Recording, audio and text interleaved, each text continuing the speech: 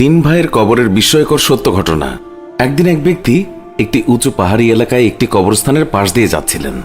বেশ কিছুক্ষণ যাওয়ার পর হঠাৎ তার চোখে পড়ল তিনটি কবর এবং তিনি লক্ষ্য করলেন যে প্রত্যেকটি কবরে যেন কিছু একটা লেখা আছে। তাই তিনি গভীর আগ্রহের সঙ্গে কবরগুলির কাছে গেলেন লেখাগুলি পড়ার জন্য। সেখানে গিয়ে তিনি যা দেখলেন এতে করে তিনি বিস্মিত হয়ে গিয়েছিলেন। কবরের এই লেখাগুলো পড়ে সেগুলোর সঠিক অর্থ খুঁজে বের করার জন্য তিনি ওই এলাকার একজন বৃদ্ধ জ্ঞানী আলেমের কাছে গেলেন এবং তিনি তাকে জিজ্ঞাসা করলেন, আপনি কি এদের অর্থাৎ এই কবরগুলির কাহিনী জানেন? তখন সে বৃদ্ধ ব্যক্তিটি বললেন, হ্যাঁ, আমি এই তিন ব্যক্তির কাহিনী জানি, তবে তুমি যদি জানতে চাও তাহলে আমি তা বলতে পারি। তখন সেই ব্যক্তিটি বলল, আমি ওদের কাহিনী জানতে রাজি আছি। তার সেই কথা শুনে বৃদ্ধ ব্যক্তিটি বলল, চলো, আমি আজ তোমাকে এই তিন ব্যক্তির কাহিনী শোনাবো।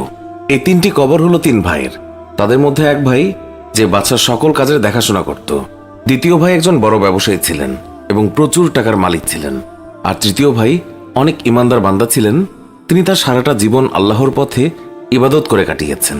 হঠাৎ একদিন দুই ভাইয়ের কাছে তাদের ইমানদার ভাইয়ের অসুস্থতার খবর এসে পৌঁছালো।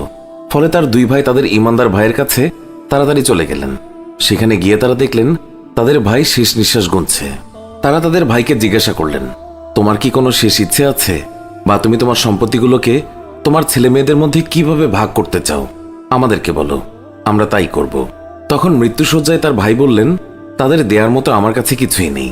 তাহলে তুমি আমাদের সম্পত্তির কিছু অংশ নাও, আর সেই অংশ দিয়ে তোমার ছেলে মেয়েদের ইচ্ছে পূরণ করে যাও, বা তোমার মনের শান্তি পূরণ করে যাও।